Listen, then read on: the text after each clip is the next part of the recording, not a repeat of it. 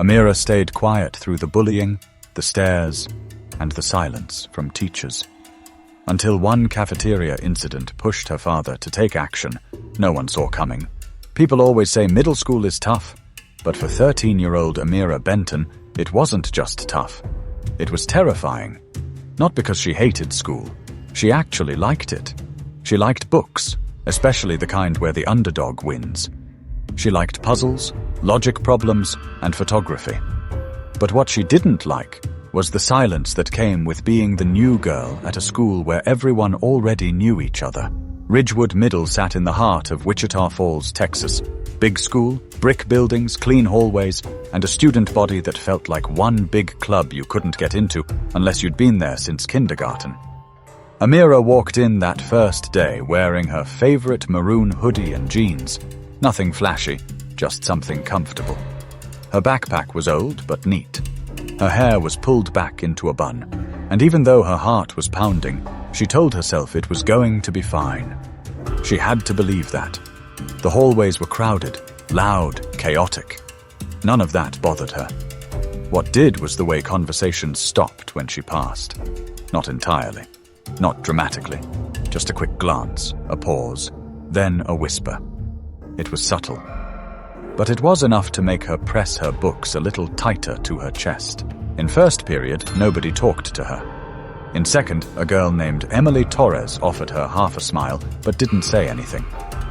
By lunch, Amira sat at the edge of a crowded cafeteria, eating quietly, pretending to check her phone. She wasn't used to this. Back in Shreveport, Louisiana, she had friends. Not a big group, but people who liked her.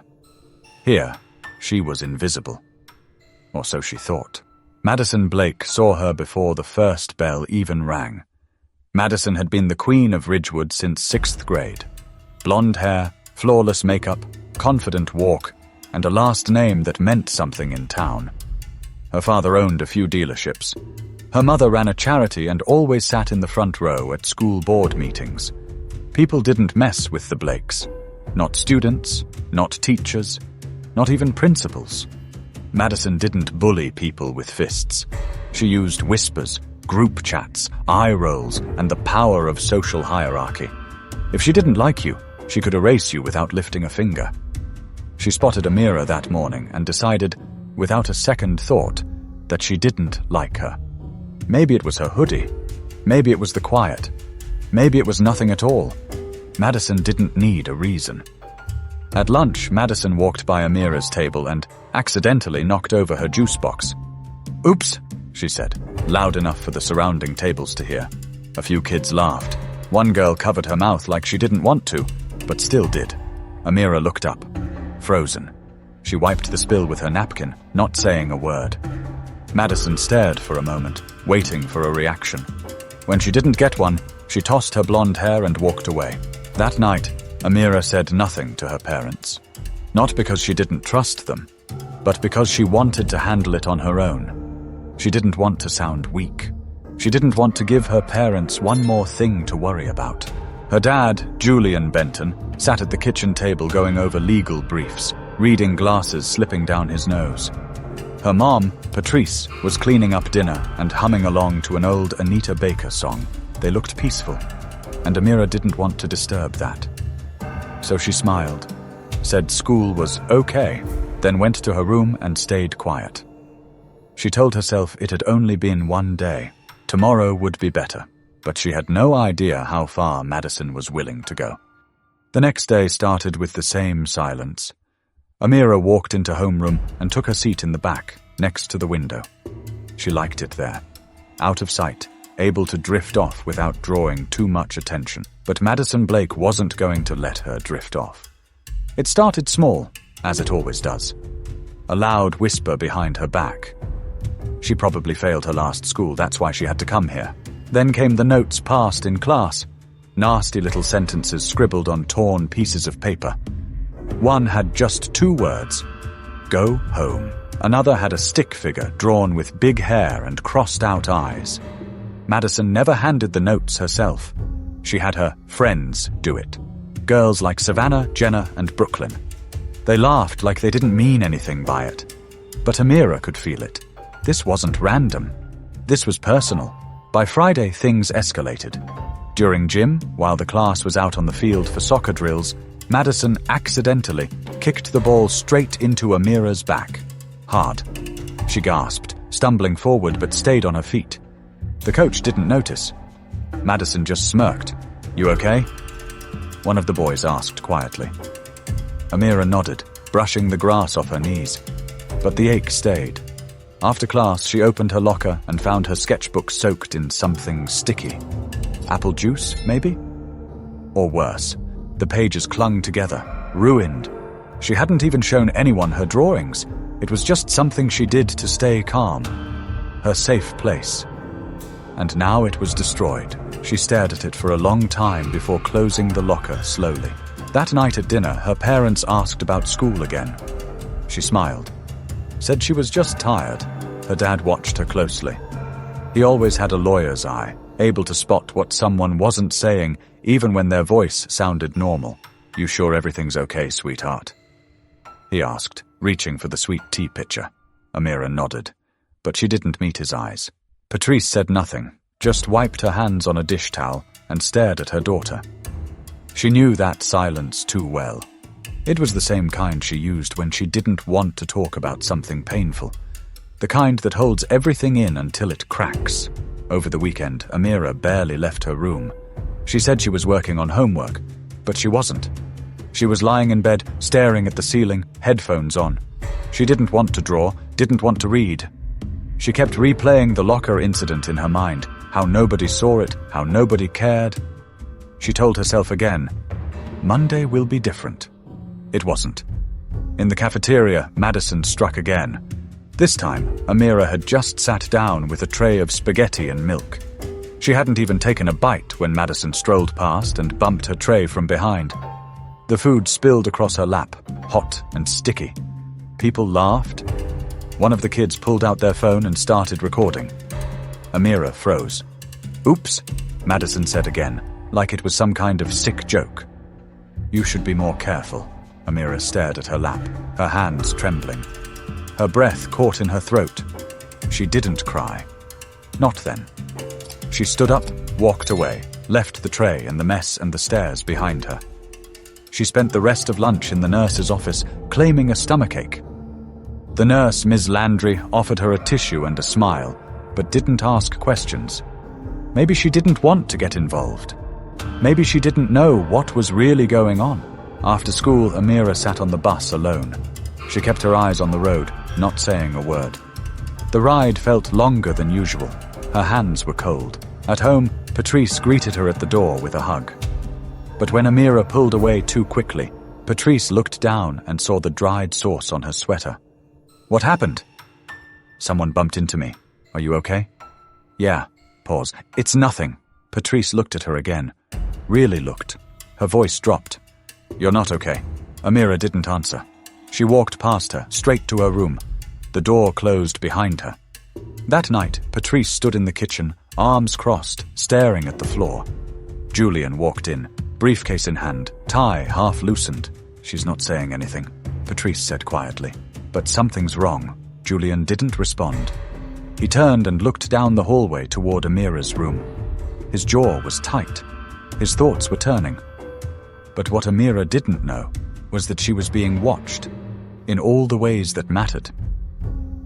By the following week, the pattern had cemented itself. Amira walked the same halls, sat in the same classes, ate at the same isolated lunch table. When she even ate at all, she'd learned to make herself smaller, head low, movements quiet, never answering back. That's how you survive people like Madison Blake. The worst part wasn't even Madison. It was that nobody seemed to care. Teachers saw things. They had to. The notes passed in class. The group of girls giggling and glancing toward Amira every few minutes. The sudden fall of books by accident. As Madison brushed past her desk, Mr. O'Connell in third period looked up once when it happened. He frowned, opened his mouth, and then went right back to writing on the whiteboard. Maybe it wasn't his business. Maybe it was easier to let it go. At lunch one day, Amira opened her milk carton to find a clump of mashed potatoes stuffed inside. Someone nearby snorted with laughter. She clenched her fists, lips pressed tight. She threw the milk away without a word and sat back down like nothing happened. She didn't even bother opening the rest of her lunch. The truth was, Amira didn't know how to ask for help. She had tried once, in gym class. She pulled the PE teacher, Coach Barnes, aside, told him she thought some girls were messing with her. His response? Just ignore them, kiddo. They'll get bored eventually. That sentence stuck with her. They'll get bored eventually. But they didn't. In fact, it got worse. One morning, she opened her locker to find a piece of notebook paper taped inside. Just 5 words. Why are you even here? In black marker. Block letters. Cold. Direct. She took it down, crumpled it in her hand, and stood there for a long time before heading to first period. That same day, her science teacher, Ms. Preston, called on her to read a paragraph aloud. As Amira's voice filled the room, Madison and her friends mimicked her behind her back, exaggerating the way she talked, twisting their lips, snickering like it was the funniest thing in the world. A boy in the back noticed, laughed too. Ms. Preston didn't say a thing. When class ended, Amira walked past Madison's table, and someone muttered, "Try not to cry this time." She didn't. Not yet. But that evening, as she stood in front of the bathroom mirror brushing her hair, her hand stopped mid-motion. Her eyes met her own reflection. She didn't recognize the person looking back at her. Tired eyes, tight lips, dull stare. That wasn't her. That wasn't the girl who loved art, who used to laugh with her cousins until her stomach hurt, who sang too loud in the car and drew cartoons on the back of her notebooks. She wasn't sure where that girl had gone. Downstairs, Julian and Patrice were in the living room. Julian was flipping through TV channels, Patrice working on her laptop. They were right there, but it still felt like they were miles away. Until Julian finally said it.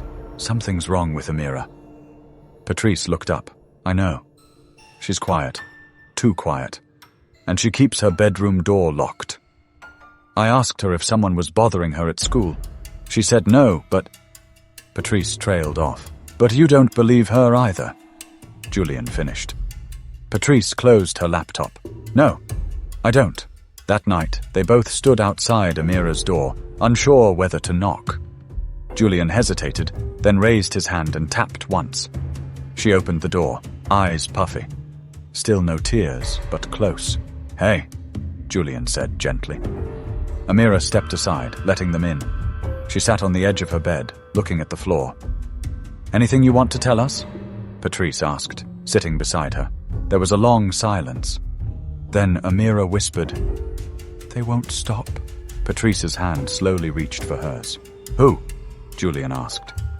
"Madison. Her friends. Everyone just watches. They don't say anything. Not even the teachers." Julian didn't ask another question.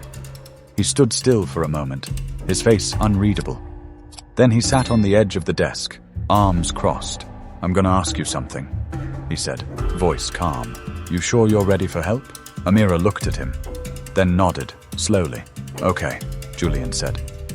"Then I'll take care of it." But Amira didn't yet realize what those 5 words really meant coming from a man like her father. Monday morning came fast.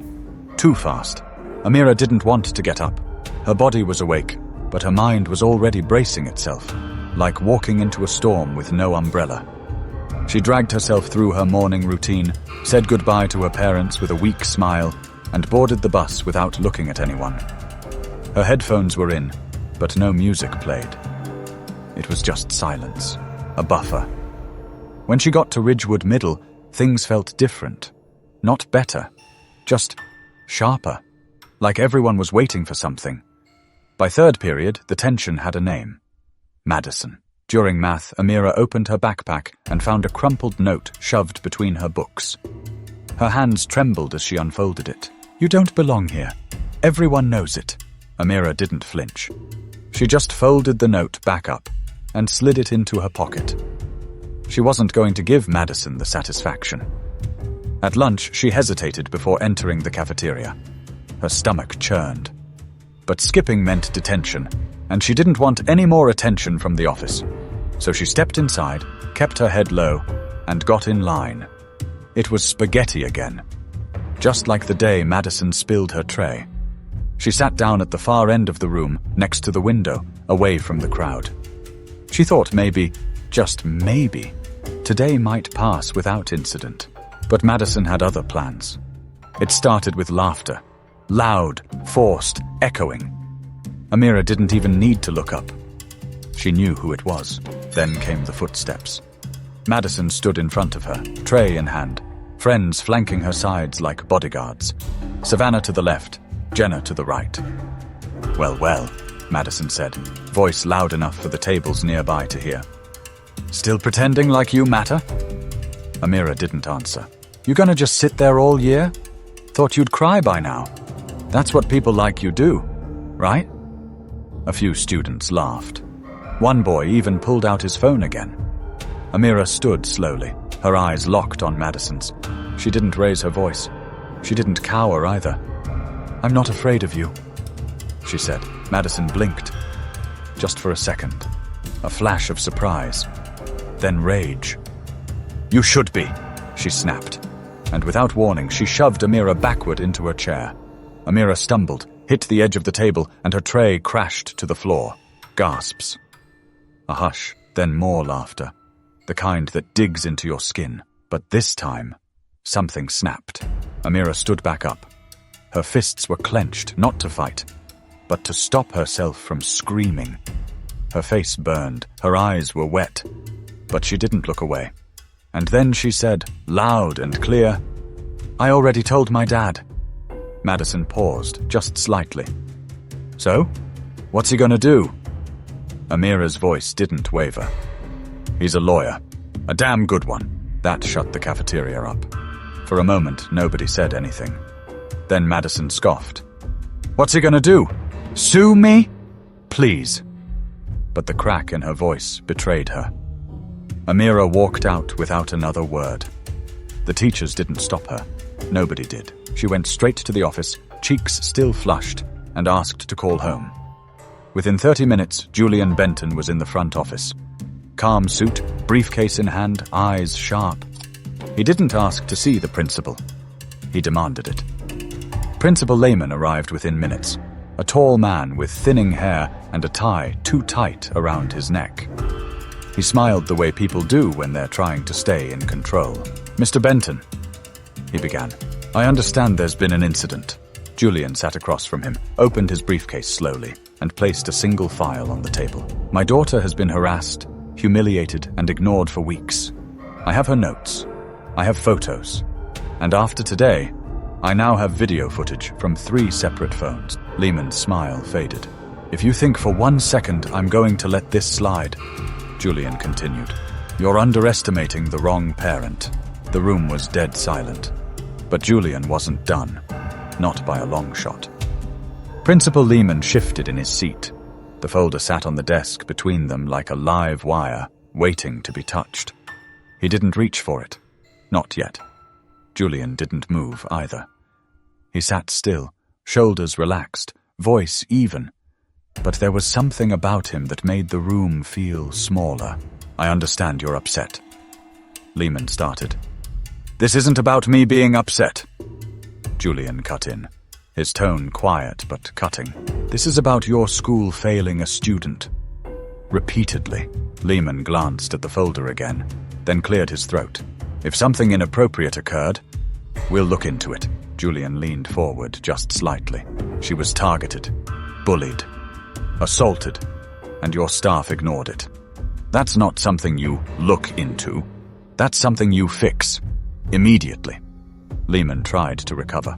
"We'll talk to the other students involved. You'll do more than talk," Julian said. "Because if you don't, the next conversation will be with the Department of Education's Office for Civil Rights." Lehman stiffened. "Surely we can come to some understanding." Julian finally opened the folder. Inside were printed screenshots of messages Amira had received through school accounts. Snide remarks. Thinly veiled threats. photos taken without her knowledge and passed around group chats. Then there were the notes, physical evidence, the ruined sketchbook, a typed log of each incident, dated and documented. "You don't have a bullying problem," Julian said. "You have a leadership problem," Lehman finally exhaled, leaning back in his chair. "What do you want?" Julian didn't blink. "An apology. A real one. Delivered in writing. Sent to our family and logged with the district office." Lehman nodded, slowly. "I want the student responsible. Madison Blake, removed from any leadership roles immediately. No student council, no event planning, no representation." Another nod. "Tighter. And I want a formal investigation into how this school handles harassment complaints. If my daughter's experience is any indication, you have a culture that tolerates silence. That ends today." Lehman didn't argue. He couldn't. The folder had spoken for itself. Julian stood, calmly gathering his things. "You'll receive a draft of a complaint by tomorrow morning. I suggest you get ahead of it." Outside the office, Amira sat in the waiting area, legs bouncing. When Julian stepped out, her eyes met his. "What did he say?" "He listened," Julian replied, placing a hand gently on her shoulder. "But that's not enough. We're going to make sure he acts." Amira nodded, eyes wide. "You really scared him?" Julian chuckled. "Didn't have to. The truth did most of the work." That afternoon, news of what happened in the cafeteria spread fast. Students talked. Some took sides. Others pretended they hadn't seen anything. But one thing was clear. People weren't laughing anymore. That evening, Madison Blake sat at her family's long dining room table across from her parents. Her father, Dean Blake, looked furious. Her mother, Stephanie, had her phone in hand reading an email from the school. "What did you do?" Her father's voice was low and cold. Madison didn't respond. She just sat there, arms crossed, jaw tight. "Do you realize who that girl's father is?" Stephanie hissed. "He's the one who went after the Carlin School District last year and won. The same man who got that principal fired in Abilene. You thought you could humiliate his daughter. She's nobody," Madison muttered. "Not anymore," Dean snapped. "You just made her the most important student in this school." Stephanie tossed the phone on the table. "You've embarrassed this family." For once, Madison had nothing to say. But the real consequence was still coming, one that wouldn't just affect Madison, but the entire school. By midweek, the atmosphere at Ridgewood Middle had shifted. The school board received an official letter from Julian Benton's law office. Clear language, formal tone, no empty threats, just documentation, legal precedent, and a clock ticking in the background. They had 10 business days to respond or face a public complaint with the Office for Civil Rights. That same afternoon, Principal Lehman called an emergency staff meeting. "We're not under investigation yet," he said, trying to sound confident. "But we are under scrutiny, so I need everyone's cooperation. Full transparency. If you saw something, report it. If you didn't report it the first time, now is the time." The room was dead quiet. A few teachers exchanged glances. One raised her hand. "Ms. Preston, science. I did see Madison making fun of her during class, but I thought..." She trailed off. Coach Barnes shifted in his chair. "She came to me a few weeks ago. I told her to ignore it. Thought it was just girl drama." Lehman didn't respond. His face said enough. Over the next few days, the school scrambled to look proactive. Madison Blake was removed from the student leadership team. Her parents were livid, but the administration had no choice. The cafeteria incident had gone viral within the school community. At least 3 parents had already emailed the principal, demanding answers. Meanwhile, Julian met with Superintendent Marla Cheney in her office downtown. She was a stern woman with years in the district, known for keeping a tight lid on problems before they reached the press. "I'll be honest with you, Mr. Benton," she said, hands folded on her desk. "This isn't something we can ignore." "I'm glad to hear that," Julian replied. "Because if you did, we'd have a bigger issue." She gave a tight smile. "The Blakes are donors. They sit on several school committees." "I don't care who they donate to," Julian said. "My daughter deserves to learn in peace. and she's not the only one. Cheney leaned back in her chair. We'll issue a formal apology to your family. We'll announce a policy review. And we'll offer anti-bullying training to faculty and staff. But I need time. You've had time, Julian said, standing. Now you have a deadline. Outside the office, Patrice waited in the car with Amira. How'd it go? She asked when Julian got in. They're rattled, he replied. Good. Amira stared out the window. What if they just fake it? Say they'll do something, but don't? Julian turned in his seat. Then we push harder. But trust me, sweetheart. They're not used to being held accountable. That's why this matters. At school, the temperature around Amira shifted. Teachers treated her differently, more attentive, more careful. Some overcorrected, calling on her too much, or speaking to her like she was made of glass. It was awkward, but at least the jokes had stopped. Some kids looked at her with curiosity, others with guilt. A few avoided her completely. And Madison? She stayed silent. No more passing comments, no more stunts in the cafeteria, just glares from across the room when no one was watching. But even those didn't last, because something was happening that Madison wasn't prepared for. People were starting to talk. One girl, Emily Torres, the same one who once offered Amira a half smile, sat beside her in art class and whispered, I'm sorry. For what? I saw everything. I didn't say anything. I should have. Amira looked down at her sketchpad, then back at Emily. It's okay. But it wasn't. Not really. Still, it was something. The next week, the school announced a new anti-harassment policy. Mandatory reporting, a peer mediation program, and a formal acknowledgement of recent failures to address student safety.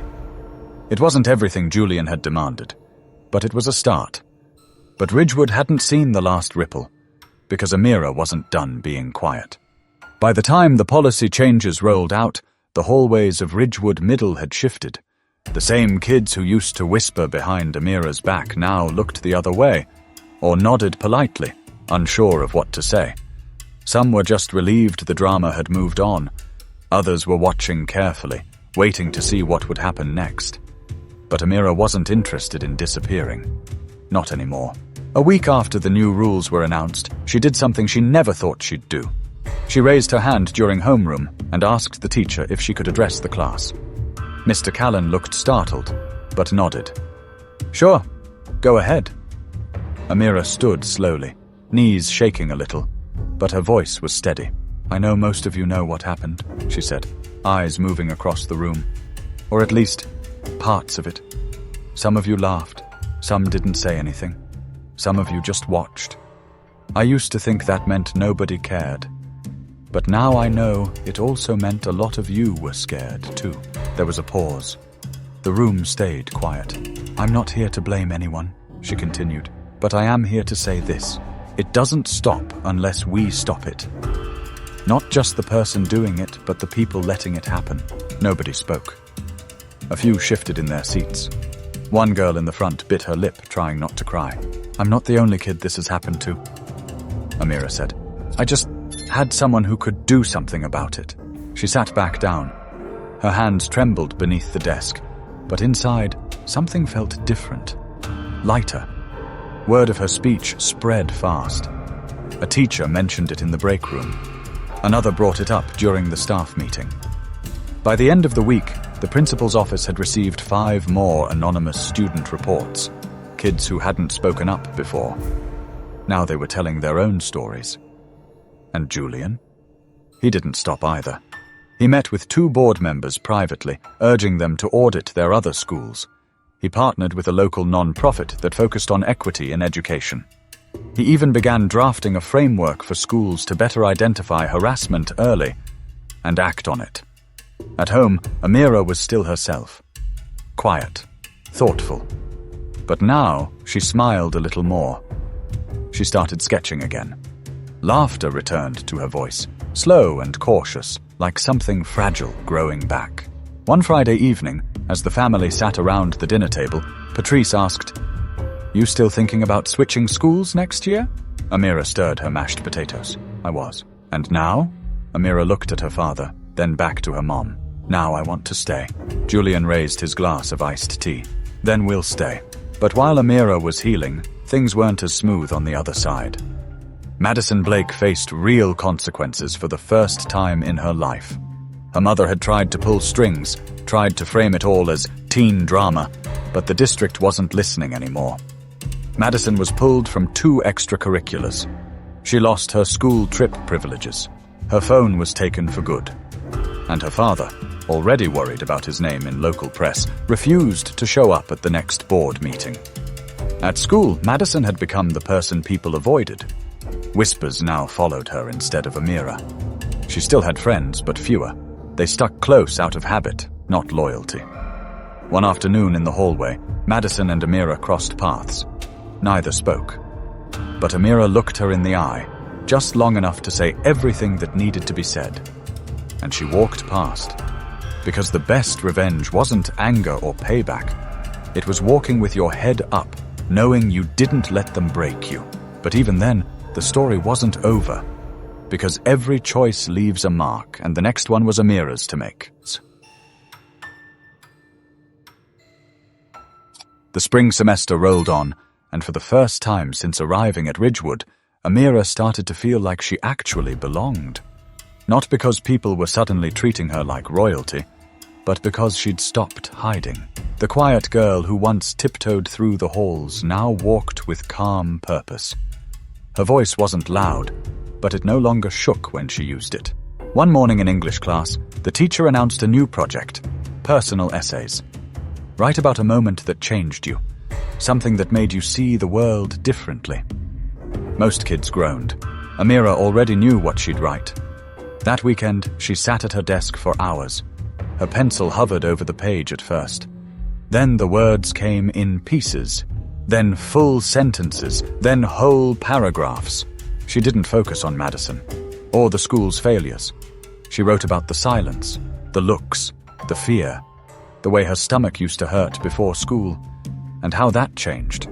Not because she fought back, but because she stopped pretending everything was okay. She ended it with a sentence that would stay with her long after she left Ridgewood. Sometimes you don't get to choose your fight, but you do get to choose your voice. When she read it aloud to the class the next week, the room was completely still. No giggles, no whispered jokes, just the sound of her words and the weight they carried. Mr. Callan set his copy of the essay down gently. That was brave, Amira. Thank you. After class, a boy named Jason, who used to sit 2 rows behind her and laugh with the others, walked up slowly. My little sister. She's in 5th grade, he said, scratching the back of his neck. She gets picked on, too. I didn't really get it before. But, your story kinda helped me see it. Amira smiled softly. Tell her it's not her fault. I will. The essay was shared at a school-wide assembly 2 weeks later. Not because Amira asked for it, but because Mr. Callan submitted it. Principal Lehman read a statement beforehand, acknowledging the school's responsibility in protecting its students and promising better training, better listening, and better action moving forward. And when Amira stepped up to the mic, hands slightly trembling, she wasn't just speaking for herself. She was speaking for every kid who had ever gone home and cried into their pillow. For every kid who felt invisible, laughed at, or made to feel small. When it was over, there wasn't clapping. There was silence. Not awkward, not uncomfortable. The kind of silence that means people are thinking, really thinking. That night, Julian sat with her on the porch, a cool breeze tugging at the edge of his shirt sleeves. I'm proud of you, he said, not looking at her, but out toward the street. You didn't have to do all that, she replied. Yes, I did. I could have just waited it out. Julian finally looked at her. You could have, but what would that teach you? She shrugged. That being quiet makes things easier. That it's better to carry pain than to cause waves. I wasn't going to let you grow up believing that. They sat there for a moment longer, porch light humming above them, the sound of sprinklers starting on the neighbor's lawn. What if it happens again? She asked. Julian rested his arm along the back of the bench. Then you'll know what to do. She leaned her head against his shoulder. They didn't say anything else, because some things don't need words. Stories like Amira's happen in real life, more often than we'd like to admit. But silence only protects the people causing harm. If you see someone being bullied, ignored, or singled out, speak up. Even a small act, kindness, honesty, support, can change the direction of someone's entire life. And if you've ever been in Amira's shoes, know this: you matter. You are not alone. And your voice is more powerful than you think. If this story moved you, take a moment to like this video, share it with someone who needs it, and don't forget to subscribe for more stories that speak to the heart.